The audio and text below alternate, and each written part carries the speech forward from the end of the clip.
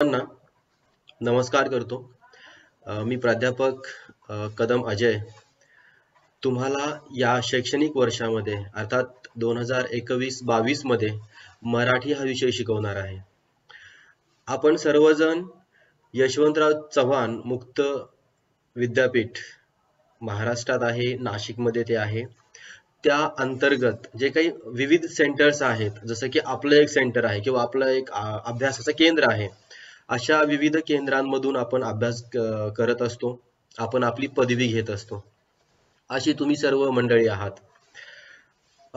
आणि सर्वात महत्त्वाचं म्हणजे तुमच्यामध्ये आणि जे विद्यार्थी महाविद्यालयात जाऊन शिक्षण घेतात त्यांच्यामध्ये जो काही मूलभूत फरक आहे तो असा आहे की ते विद्यार्थी 365 दिवस त्यांच्या डोक्यात फक्त एकच असतं की आम्ही फर्स्ट इयरचे आहोत किंवा आम्ही सेकंड इयरचे आहोत, शाखा कोणतीही असू देत, स्ट्रीम कोणतीही असू देत, आणि आम्हाला आता वर्षभर तोच अभ्यास करावयाचा आहे. काही अडचणी आल्या, काही समस्या आल्या तर त्यांच्या प्राध्यापकांशी ते सहजरित्या संवाद साधू शकतात, त्यांना प्रश्न विचारू शकतात, ती त्यांना सोय असते. घरी येऊनही त्यांना खूप सवलत असते की हा तुम्ही आता कॉलेजला आहात, मग तुम्ही सकाळी कॉलेजला जा, नंतर परत या वगैरे वगैरे. पण तुमच्या बाबतीमध्ये थोडा फरक आहे, मी थोडा नाही फार मोठा फरक आहे जो मलाही व्यक्तिशः खूप म्हणजे भावतो तो, की आम्ही वेगवेगळ्या वयाची मंडळी आहोत. कुणाचं वय कॉलेज लाईफ म्हणजे जसं की अंडर 20 किंवा अंडर 25 असतं, किंवा कुणाचं त्यापेक्षाही जास्त असतं, कुणी कुणी तर 50-55 वर्षांपेक्षाही मोठी मंडळी असतात. पण मनामध्ये एक जिद्द असते, काही इच्छा अपूर्ण असतात आपल्या, उदाहरणार्थ शिक्षणाच्या संदर्भातील तसा विचार केला तर आपल्या इच्छा खूप असतात आणि त्या कधीही पूर्ण होत नाहीत. हे आपल्या मानवी जीवनाचे एक फार मोठं सत्य आहे जे आपण सर्वांनी स्वीकारलं पाहिजे आणि आपण स्वीकारतोही. तर अशी भरपूर सारी मंडळी असते की त्यांच्या त्या अपूर्ण इच्छा असतात. मग चला आपण शिक्षण घेऊया, आपल्या समोर पर्याय आहे मुक्त विद्यापीठातून शिक्षण घेण्याचा. मग ती माणसं इकडे, ती मंडळी इकडे येतात, ते विद्यार्थी इकडे येतात.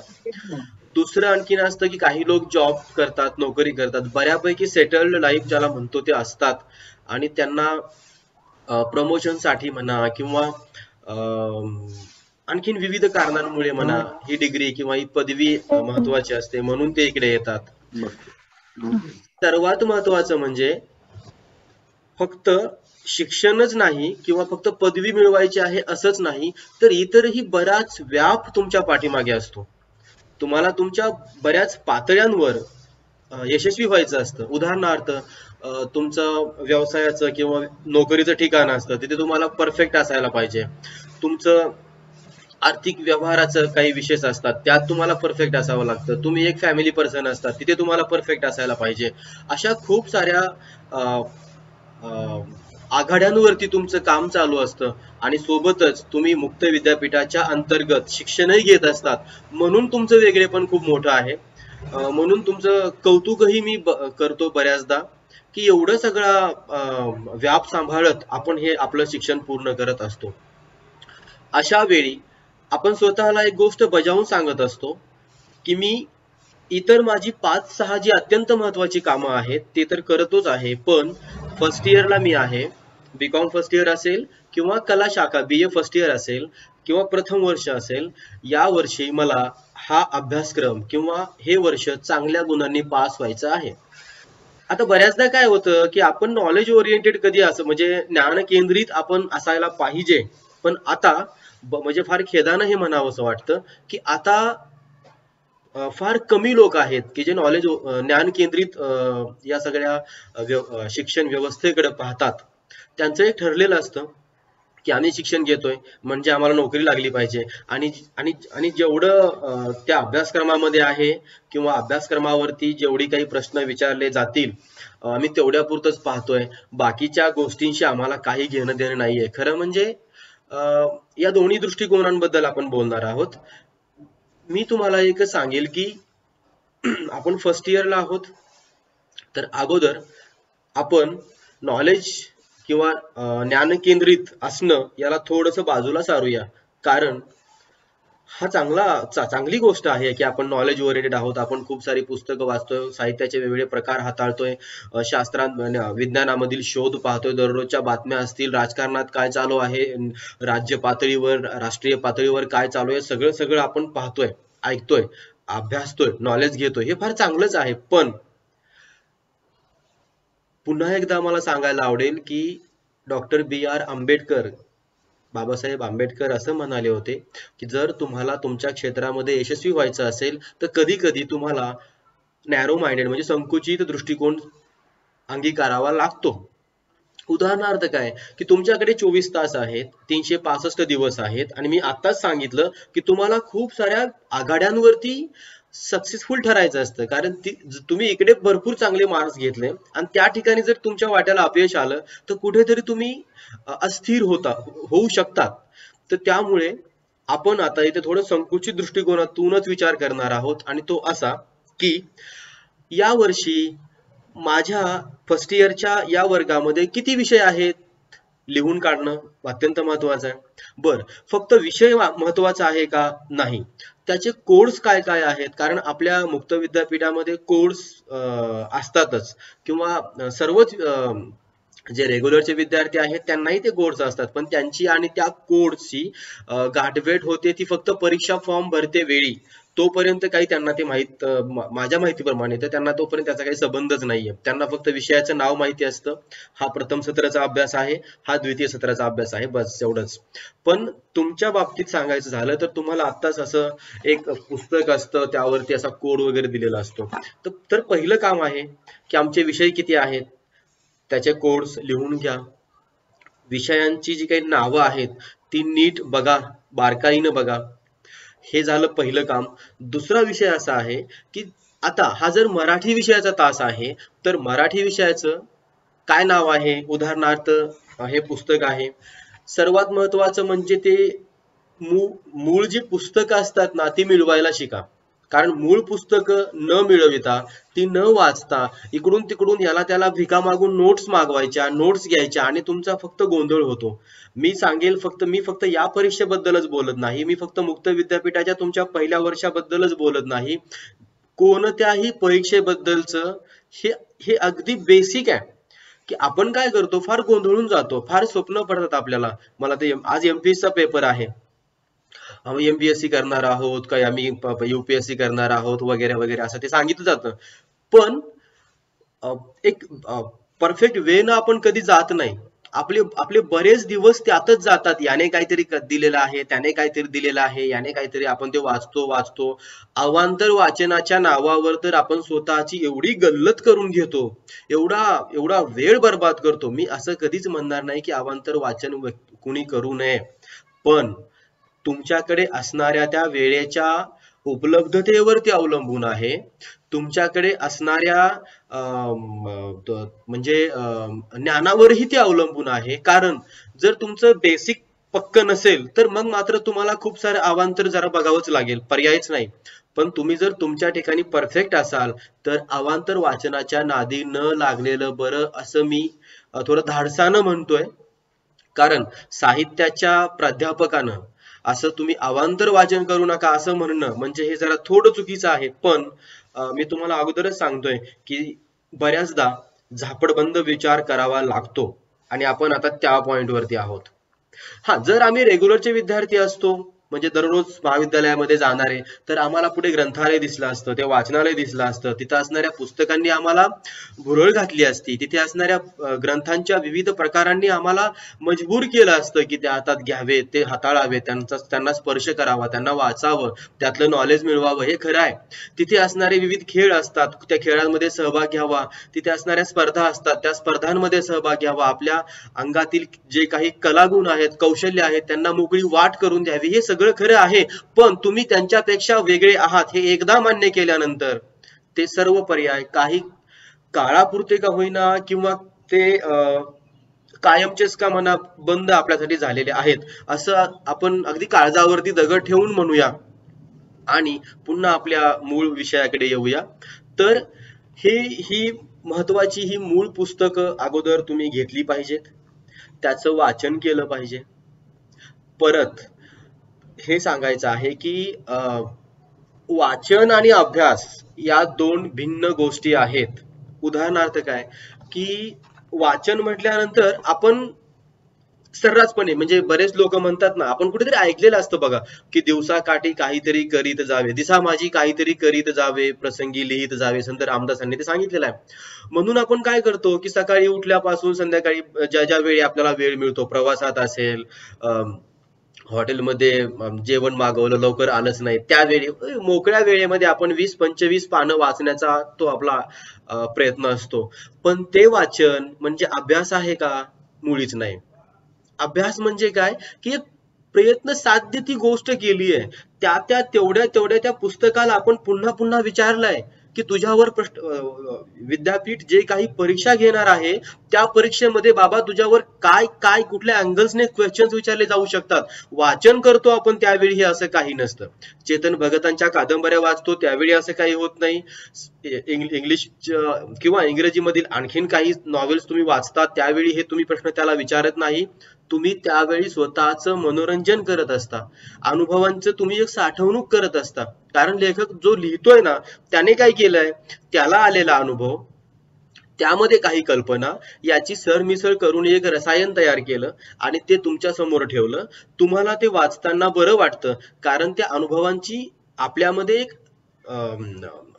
त्याला काय म्हणतो आपण की एक वाढ होत जाते आणि आपण स्वतःला समृद्ध झालोय असं वाटायला लागतं. आणि ते पुस्तक बंद केलं आणि जर तुम्ही मुक्त विद्यापीठाच्या आता या मराठी विषयाच्या पेपरला गेलात तर त्या अत्यंत बेस्ट सेलर असणाऱ्या त्या साहित्यामधलं एकही प्रश्न येत नाही आणि पर्यायानं आपल्या गुणपत्रिकेवर मार्क्स कमी येतात. तुम्ही जिथे नोकरीसाठी अप्लाय कराल त्या ठिकाणी ते हे कधीच म्हणत नाहीत, अच्छा मग तुम्ही 100 पुस्तकांचं अवांतर वाचन केलेलं आहे म्हणून तुम्हाला आम्ही घेतोय. बघा गोष्टी काही काही प्रॅक्टिकली जे मी विचार करावा असं करायला पाहिजे जे सांगतोय ना ते इथे आहे.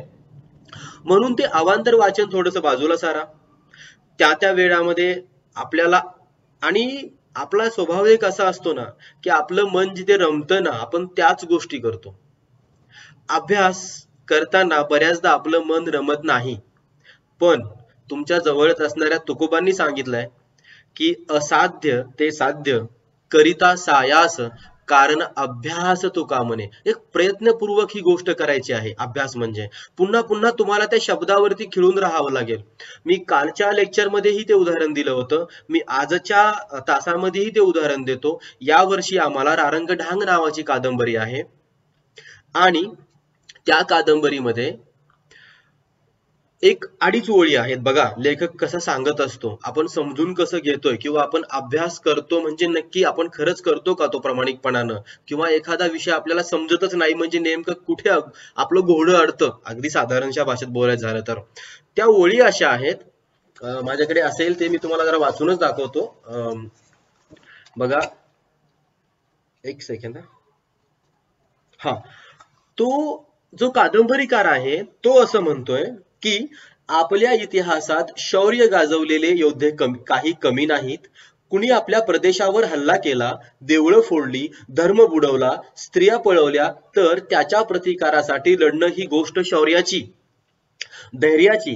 पण असं कोणतंही कारण नसताना केवळ आपल्या विचारांशी प्रामाणिक राहण्यासाठी मृत्यूला कवटाळणाऱ्या सॉक्रेटिसचं धैर्य वेगळं, राज्यसत्तेला आणि धर्मसत्तेला आव्हान देऊन पृथ्वी गोल आहे म्हणणाऱ्या गॅलिलिओचं धैर्य वेगळं, आपणहून सुखाचा जीव धोक्यात घालायला निघालेल्या कोलंबसाचं धैर्य वेगळं, फार दूर कशाला ह्या हिमालयात केवळ ओझी वाहून न्यायचं काम करणारा शेर्पा 7 वेळा हरतो पण प्रयत्न सोडत नाही आणि एक दिवस जगातल्या सगळ्या उत्तुंग शिखरावर उभा राहिलेला शेर्पा तेनसिंग सगळ्यांच्या डोळ्यासमोर येतो. एक 7, 8, 10 ओळी आहेत. ही कादंबरी मी वाचायला घेतोय. मी सांगितलं आपण कुठे कुठे कादंबरी वाचतो, जिथे जिथे मोकळा वेळ आहे त्या ठिकाणी. पण हा पॅरेग्राफ समजण्यासाठी वाचन मी केलंय, पण मी आता अभ्यासावर बद्दल बोलतोय. आता हे वाचन झालं, मी कादंबरी टाकून सॉरी बाजूला ठेवली आहे. पण मला हे माहिती आहे का लेखकानं ज्या संदर्भांचा उल्लेख केलेला आहे किंवा ज्या व्यक्तींचा नामोल्लेख केलेला आहे, उदाहरणार्थ कोलंबस कोण आहे, सॉक्रेटिस कोण आहे किंवा शेर्पा तेनसिंग कोण आहे, गॅलिलिओ कोण आहे, आम्ही जोपर्यंत या लोकांचा शोध घेणार नाही तोपर्यंत आम्हाला तो एक पॅरेग्राफ, एक परिच्छेद समजत नाही. बघा, त्यासाठी तुम्हाला गुगलवर जावं लागेल, कारण तुमच्याकडे इझिली ऍक्सेसेबल काय आहे. आपण लगेच हे पुस्तक बाजूला ठेवलं, गाडी पकडली, ग्रंथालयात गेलो आणि तिथे तुम्हाला सॉक्रेटिस बद्दल माहिती मिळेलच का? मिळेल. पण आता काळ बदललेला आहे. या काळाचा फायदा घेण्याचे हे दिवस आहेत. तुम्ही खूपच भाग्यवान आहात, कारण 10 ते 20 वर्षांपूर्वी जर असा एखादा प्रश्न पडला तर जवळचं वाचनालय, जवळचं ग्रंथालय किंवा अनुभवी शिक्षकांना जाऊन भेटणं आणि त्यांना विचारावं लागायचं की सर हे सॉक्रेटिस काय भानगड आहे, सर हा गॅलिलिओ कोण होता. बर, तो जर विज्ञानाचा विद्यार्थी असेल तर त्याला गॅलिलिओ माहिती असेल, पण तो विद्यार्थी जर कला शाखेचाच असेल, ज्याप्रमाणे तुम्ही आहात, तर त्यांना गॅलिलिओ फार माहिती असेलच असं काही नाही. किंवा शिकवलं असेलही त्या अगोदर त्या सरांनी, दुर्दैवाने हा व्यक्ती त्या दिवशी गैरहजर असेल, काहीही अनंत कारण असू शकतात. मला तुम्हाला हे सांगायचं आहे की अभ्यास म्हणजे असा असतो की तुम्ही त्या लोकांचा शोध घ्या. बघा, तो सॉक्रेटिस काय म्हणाला होता. शेवटचा विषाचा प्याला घेताना तो माणूस म्हणतोय की ठीक आहे, it's the first time and I am going to test the death. पहिलीच वेळ आहे ना, मग मृत्यूची चव चाखतोच मी, पण मी माझ्या विचारांशी प्रामाणिक राहणार. हे आम्हाला कळलं ना की आम्हाला समजायला सोपं जातं. कोलंबस काय आहे, एक दर्यावरती आहे, तो त्याला भारताच्या भूमीचा शोध घ्यायचा होता, मग त्याने अमेरिकेचा शोध त्याला लागला वगैरे वगैरे. हा शेर्पा तेनसिंग कोण आहे, त्याला हिमालय सर करायचा होता वगैरे. हे सगळं जर समजलं ना, मग आम्हाला ते 100-150 पृष्ठांचं जे काही पुस्तक असतं ते आम्हाला समजतं. आणि गमतीशीर बाब अशी आहे, हे सगळं टेक्निकली आहे, हे जग सगळं तांत्रिकदृष्ट्या एकमेकांशी असं बांधलेलं आहे. फार परीक्षा म्हणजे काही तुमची फार काहीतरी यक्ष परीक्षा घ्यायची असते असं काही नाहीये. पगाराची माणसं असतात माझ्यासारखी अशी आणखी भरपूर सारी, त्यांना ठरवून दिलेलं काम आहे. काय असतं, रविवार आहे, कदम सर लेक्चर घ्या, ठीक आहे घेतो. अहो ते प्रश्नपत्रिका सेट करायचे, प्रश्नपत्रिका सेट करा, आणि मग याच पुस्तकामधीलच प्रश्न असतात, बाहेरचं काही येत नाही. किती छानशी गोष्ट आहे ही. आपण का पुन्हा पुन्हा अपयशी होतो, आपल्याला का परीक्षांमध्ये यश मिळत नाही? कारण आपला फोकस नसतो. आपण कधी अभ्यासक्रमच पाहत नाही, आपण कधी मूळ पुस्तकं पाहतच नाही, आपण कधी मूळ पुस्तक समजून घेण्यासाठी आवश्यक असणाऱ्या संदर्भ ग्रंथांचा आधार घेतच नाही. आपण काय करतो, उदाहरणार्थ मला हा पॅराग्राफ समजून घ्यायचा आहे, मग मी काय करतो, चला माझ्याकडे गुगल नाहीये, काही नाहीये, मी वाचनालयात जातो, तिथे मी विचारतो त्या ग्रंथपालांना, अहो मला सॉक्रेटिस बद्दल माहिती हवी, मला त्या 2-4 लोकांबद्दल माहिती हवी, संदर्भ आलेला आहे पण माझे ते समजत नाही, मला ते समजत नाही. मग तो काय म्हणतो, काय वाचताय तुम्ही ययाती वाचली आहे का?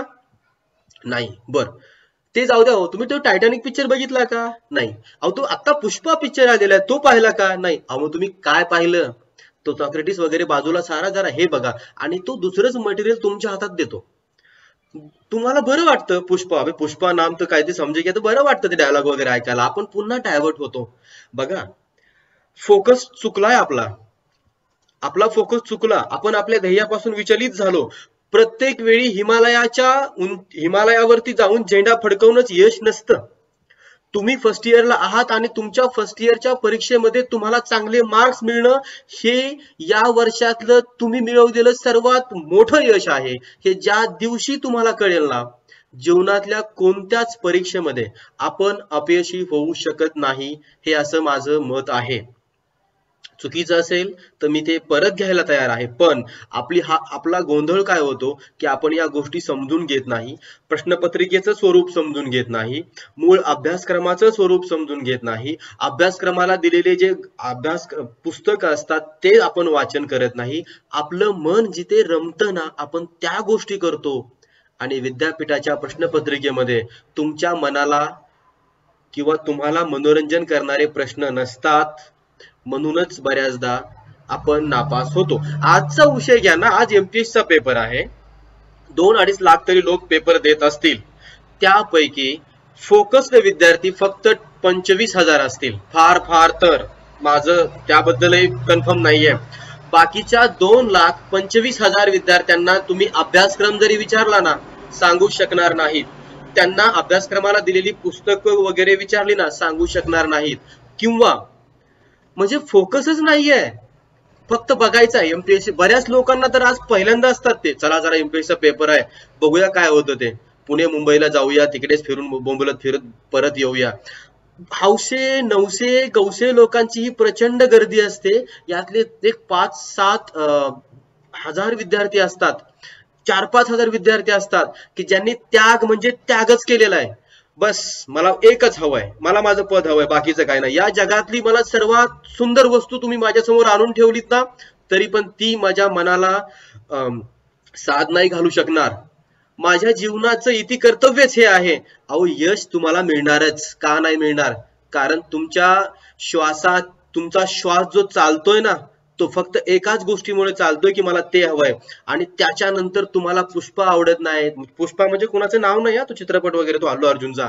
तुम्हाला या पुण्यातली ही एवढी मोठी गर्दी, ही प्रेक्षणीय स्थळं, ही रस्ते, हितल्या मोठ्या बिल्डिंग, मोठे हॉटेल्स, मोठी प्रेक्षणीय स्थळं, तुम्हाला काहीच आवडत नाही. तुम्हाला फक्त एकच गोष्ट आवडते, परीक्षा कधी आहे, परीक्षेत काय विचारलं जाईल, परीक्षेसाठी असणारी अभ्यासक्रमात दिलेली पुस्तकं कोणती आहेत. बस मी म्हणतो एमपीएससीच्या परीक्षेसाठीच एवढं वेड का व्हायचं? आम्ही आमच्या प्रत्येक दिवसाला असणाऱ्या संघर्षांसाठी का वेड होऊ शकत नाही? माझा उद्देश आज तुम्हाला सांगण्याचा हाच आहे की तुमच्या या प्रथम वर्षाला हलक्यात घेऊ नका. तुमची वय जे असतील ते असतील, माझ्यापेक्षा खूप मोठी माणसं असाल, तुम्ही आहातच, खूप साऱ्या वेगवेगळ्या दृष्टीने मोठी असाल, पण आज तुम्ही जर स्टुडंट आहात, विद्यार्थी आहात, तर मी एवढंच सांगेल की तुम्हाला आणि मला आज रविवार आहे, 24 तास भेटलेले आहेत. या 24 तासांचा उपयोग मी मला हवे असणाऱ्या गोष्टींपर्यंत पोहोचण्यासाठी कसा करतोय, यश यावर अवलंबून आहे. आणि कोणीही तुमच्यामध्ये आणि यशाच्या मध्ये पाय घालणार नसतंच मुळात. हा आपला गैरसमज आहे, हा आपला फोकस्ड नसणं ह्याचं ते लक्षण आहे. कुणालाच वेळ नाहीये, प्रत्येक जण ज्याची त्याची लढाई लढतोय, प्रत्येक जणाच्या समोर त्याची स्वप्न आहेत, प्रत्येकाच्या समोर त्याचं काहीतरी ध्येय आहे, त्याचा संघर्ष आहे. तुम्ही म्हणाला संघर्ष काय असतो बुवा? होय, बरीच लोक इथे चौकामध्ये उभी आहेत, त्यांना कामच भेटत नाहीये, संघर्ष आहे त्यांचा. तिकडे तो मोदी नावाचा माणूस देशाबद्दलचा विचार करतोय, त्याच्यासमोर त्याचा संघर्ष आहे. मला तुमचं लेक्चर घ्यायचं होतं आणि एक समस्या होती की जुनी पण विद्यार्थी आहेत, नवीन आहेत, जुन्यांना बोर होणार, त्यांना कसं काय, संघर्ष आहेच, छोटा असेल मोठा असेल पण आहे ना. हा ओळखता आला पाहिजे आणि फोकस लगेच त्यावरती कॉन्सन्ट्रेट करता आलं पाहिजे. हे एकदा केलं ना, संपलं, मग संपलं. आणि एका वेळी आपण एकच गोष्ट करू शकतोय हे एकदा पटलं पाहिजे. नाहीतर आज आपण फर्स्ट इयरला आहोत आणि मला कोणीतरी विचारलं होतं की डिग्री कमविल्यानंतर आम्ही इलिजिबल होऊ का? अरे भैयाजी, कल बचेंगे की नाही पता नाहीये. अरे रात्री झोपी गेलो तर सकाळी उठतो की नाही भरोसा नाही. 40व्या आणि 45व्या वर्षी माणसं अटॅकने जात आहेत. चांगलं प्रोटीन्स खाणारी, चांगलं सलाद वगैरे खाणारी, काय जिमला जाणारी, वजन उचलणारी, अगदी तुकतुकीत चकचकीत चेहऱ्यांची माणसं धाडकन मरतायत. आणि 3 वर्षानंतर मी काही होईल का, हा प्रश्नच तकलादो आहे. मी असा प्रश्नाचं उत्तर देणं हे माझं कर्तव्य आहे, मी देणार. पण मी आज या लेक्चर मधून काय घेतोय हे महत्वाचं आहे. किंवा आज रविवार आहे, आज सुट्टीचा दिवस आहे म्हणून मी फक्त झोपणार, पॉपकॉर्न खाऊन कुठेतरी चित्रपटात 3 तास खर्च करणार, हे महत्वाचं आहे. प्रत्येक दिवस आपण काय करतोय आणि एक फोकस, एक ध्येय असलं पाहिजे. उगाच काहीतरी मनात आलं म्हणजे बऱ्याच लोकांचं असतं बघा, इकडे तुकोबांच्या देहूला जायचं भेटायला, पण कोणीतरी येतो, अरे तिकडे जाऊया नंतर, ते कुठे पळून जात नाही, मग चल जरा इकडे पीव्हीआर ला जाऊया किंवा फिनिक्सला जाऊया किंवा इकडे अमेरॉन, काय नाव आहे ते नाव पण मला येत नाही त्याचं, तिकडे जाऊया. किंवा कुठेतरी सिंहगडला जायलाच पाहिजे, सिंहगड हे अत्यंत प्रेरणा स्रोत आहे आपलं, तिकडे जायलाच पाहिजे. पण महत्वाचं काय होतं, आजच्या दिवसाचं महत्वाचं काय होतं की तुकोबांची भेट घ्यायची आहे. डायव्हर्ट झालो ना. सो प्लीज, अशा बऱ्याच साऱ्या गोष्टी आहेत, मी तुम्हाला पुन्हा सांगेल. आणि तुम्हाला कन्फ्यूज आणि गोंधळात टाकणारी एक गोष्ट म्हणजे तुमच्या त्या नोट्स नावाचं प्रकरण. म्हणजे शिक्षकांनी नोट्स काढायच्या, तुम्हाला द्यायच्या, मग तुम्ही त्या वाचायच्या, मग तुम्ही पास व्हायचे आणि उद्याच्या भारताचे आम्ही धुरंधर किंवा उद्याच्या भारताचे आम्ही भाग्यविधाते. काहीच वाटत नाही आम्हाला बोलायला. अरे आम्ही आमच्यासाठी जर स्वतःच्या नोट्स काढू शकत नसू, आम्हाला दिलेल्या अभ्यासक्रमाची पुस्तकं जर आम्ही वाचत नसू, तर काय अधिकार आहे आम्हाला आम्ही उद्याच्या भारताचे धुरींदर आहोत असं म्हणण्याचा? आणि ज्या नोट्स वाचून माझं भलं होत नाही त्या नोट्स वाचून तुमचं भलं होणार. म्हणजे एकाची कॉपी दुसऱ्याने केल्यानंतर आपण इतिहास घडवू शकतो. इतिहास म्हणजे फार काही पुन्हा एकदा भारताला स्वातंत्र्य देण्यासारखा मोठा नाही बघा. शब्द फार तेच असतात पण त्यातला अर्थ तुम्ही फार मोठा घेऊ नका. मी तुम्हाला संघर्ष म्हटल्यानंतर तुम्ही असं काही म्हणू नका की प्रचंड वादळ आलेलं आहे, समुद्रामध्ये आमची नाव आहे आता आम्ही मरणारच. नाही नाही, तेवढं मोठं काही गरज नाहीये. अगदी चालता चालता आपल्याला ठेस लागते आणि माणसं जखमी होतात, काहीतरी होतं. मला वाटतं नॉर्मल चांगलं चालता येणं पण संघर्ष. मी इतका लहान विचार करतो, म्हणजे फार मोठा मोठा विचार करून स्वतःची फसवणूक करून घेऊ नका. छोटा विचार, छोटा, अगदी छोटा, आणि त्या छोट्या छोट्या विचारांमधूनच तुम्ही पुढे तुम्हाला जे काही तुमची ध्येय असतात, जे काही स्वप्न असतात ना, आपण त्यांच्यापर्यंत पोहोचलेलो असतो आणि आपल्याला कळतही नाही. हा, पण त्या प्रवासामध्ये एकाग्रता असते तुमचं, तुम्ही बऱ्याच गोष्टींना नाही म्हटलेलं असतं, त्याग असतो, फोकस्ड असतं, तुमच्या मनाच्या विरोधात तुम्ही वागलेले असतात. उदाहरणार्थ की हे पुस्तक वाचताना मला बोर होत आहे पण मला वाचावंच लागेल, कारण वर्षाच्या शेवटी याच्यावरून माझी गुणवत्ता, माझी बुद्धिमत्ता ठरणार आहे. हे एकदा पटलं ना, विषय संपला. ते नोट्स बद्दल मला सांगायचं होतं आणि मग नंतर आपण इथे थांबू, कदाचित कारण वेळ संपत आलेला आहे. माझा एक अनुभव तुम्हाला सांगतो. रात्री 10-10:30ची वेळ होती.